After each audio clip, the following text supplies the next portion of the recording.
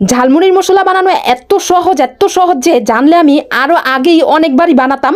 আর এটা এত বেশি মজা, মানে কি বলবো, আপনারা যদি একবার ট্রাই না করেন তাহলে বুঝবেনই না যে এটা এত বেশি মজা। আমার রেসিপিটা অবশ্যই সবাই একবার হলেও ট্রাই করবেন, অনেক বেশি মজা। রান্নাঘরটি কিন্তু আমি রান্না করার আগেই এই যে আমার মা আমাদের একজন এসে এভাবে শাক বাছাবাছি করছিল, তো এই জায়গায় টুকটাক কাজ করে যেহেতু খোলামালার নিচে। তো ঝালমুড়ি মশলা বানানোর জন্য কিন্তু আমি প্রথমেই কিন্তু এখানে অল্প কিছু উপকরণের মশলা নিয়েছি, যেটা আমাদের বাসায় থাকে। এই যে 5 ফোড়ন নিয়েছি, এখানেই সরিষা আছে, তাই আমার আর এক্সট্রা সরিষা নিতে হয়নি। আমি 2টো এলাচ, 2টো দারচিনি আর তেজপাতা নিয়েছি, 2টো লবঙ্গ নিয়েছি আর 3টা গোলমরিচ নিয়েছি, একটু জিরা নিয়েছি। সবগুলো উপকরণই কিন্তু আমাদের ঘরের মধ্যেই থাকে। তারপর চুলাটা ধরে দিলাম, আর ওই উপকরণগুলো কিন্তু আমি পাটাতে বেটে নিয়েছি, পেঁয়াজও বেটে নিয়েছি, মশলাগুলো সবগুলো আমি বেটে নিয়েছি, কারণ আমাদের ব্লান্ডারটা একটু সমস্যা তাই। তারপর আমি একটু সরিষার তেলটা দিয়ে দিয়েছি। সরিষার তেলটা প্রথমে একটু দিয়েছি, পরে একটু বাড়িয়ে দিয়েছি, যাতে এটা আরও বেশি ভালো লাগে।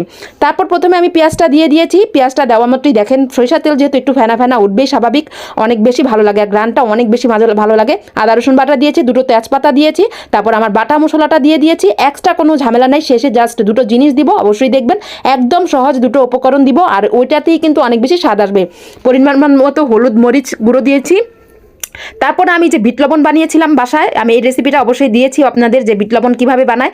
আর চাইলে আপনারা দোকান থেকে কিনে এনেও দিতে পারেন বা এমনি লবণও দিতে পারেন, বাট বিট লবণটা দিলে কিন্তু অনেক বেশি ভালো লাগবে। আমার বিট লবণের রেসিপিটা আছে, কিছুদিন আগে দিয়েছিলাম, চাইলে দেখে আসতে পারেন। তারপর নেড়েচেড়ে দিচ্ছি। যখন একটু নেড়েচেড়ে দিতে একটু তেলটা ভেসে উঠবে, তখন আমি কিন্তু একটা ম্যাজিক মশলা দিব। আর তার আগে আমি একটা বোম্বাই মরিচ পাড়তে গিয়েছিলাম, আমার গাছেরই, কারণ ঝালমুড়ি খাবো যেহেতু বোম্বাই মরিচটা তো মাস্ট লাগবে, এটা না দিলে আমার কাছে ভালোই লাগে না, আর এটা আমার দিতেই হবে। তারপর পরিমাণ মতো পানি দিয়ে আমি একটা ম্যাজিক মশলা দিয়েছি। অবশ্যই ম্যাজিক মশলা একটা দিবেন, এটাতে জাস্ট 5 টাকা খরচ হবে আপনার, আর তেমন কিছুই না। অবশ্যই সবাই জানেন যে এটা 5 টাকা দাম। তারপর আমি পরিমাণ মতো পানি দিয়ে নেড়ে চেড়ে দিচ্ছি। আর একটা উপকরণ দিব লাস্টে, একদম সহজ, অবশ্যই সবাই পুরো ভিডিওটি দেখবেন, তাহলেই বুঝতে পারবেন।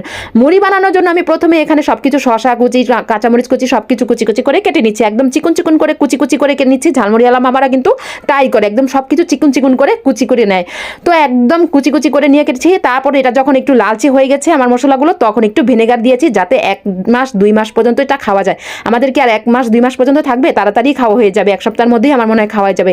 তারপর আমি একটু টেস্টিং সল্ট দিয়েছি, যেটার কথা বলেছিলাম টেস্টিং সল্ট, এটাই কিন্তু ঝালমুড়ি মামারা সবসময় ইউজ করবেই, এটা ছাড়া ওনাদের চলবেই না, এটা ইউজ করতেই হবে। তো এটা দিলেই স্বাদ অনেক বেশি বেড়ে যাবে। তারপর যখন হয়ে গিয়েছে আমি উঠিয়ে ফেলেছি। আমাদের অবশ্য 2-1 দিন পরপরই মুড়ি খাওয়া হয়, তাই আমি এটা বিশেষ করে বানিয়েছি। আপনারা চাইলে এভাবে ট্রাই করতে পারেন, অনেক বেশি মজা লাগবে। তো আমি কিন্তু মুড়ি বানানোর জন্য সব কিছু পেঁয়াজ কুচি, কাঁচামরিচ কুচি, সব কিছু শসা কুচি দিয়ে এখন মশলাগুলো দিয়ে দিচ্ছি। বাচ্চারা যেহেতু খাবে তাই প্রথমে ঝালটা কম দিয়েছি, তাও ওদের কাছে ঝাল বেশি হয়ে গেছে যেহেতু বাচ্চা মানুষ। তারপর আমি একটু মুড়ি মাখবো কাগজের, এরকম আমি যে ঝালমুড়িওয়ালা মামারা বানায় না, এরকম একটা ঠোঙ্গা বানিয়ে আমি রেখে দিয়েছিলাম, সেটা দিয়ে দিচ্ছি। আমার কাছে অনেক ভালো লাগছিল, যেহেতু ভিডিও করব ভাবলাম যে এরকম একটা বানিয়ে আপনাদের সামনে প্রেজেন্ট করি। আপনাদের কাছে কেমন লেগেছে অবশ্যই কমেন্ট করে জানাবেন, ভালো লাগলে একটা সাবস্ক্রাইব করে দিবেন আমার চ্যানেল দিয়ে। আর তারপর আমি এখন বোম্বাই মরিচটা দিয়ে দিয়েছি, যেটা নাগা মরিচ আমরা বলি। তো দিয়ে এখন দেখেন সুন্দরভাবে খাওয়া শুরু। আমার তো খেতে ইচ্ছে করছিল এখনই, কিন্তু ওইদিকে মুড়ি নিয়ে বসে আছে যে আরও মুড়ি মাখবে, সবাই খাবে। তো সবাই ভালো থাকবেন, সুস্থ থাকবেন। আপনারা আমার আজকের রেসিপিটি কেমন হচ্ছে অবশ্যই জানাবেন, আর আমার জন্য দোয়া করবেন আমি যাতে মজার রেসিপি নিয়ে আসতে পারি। আল্লাহ হাফেজ।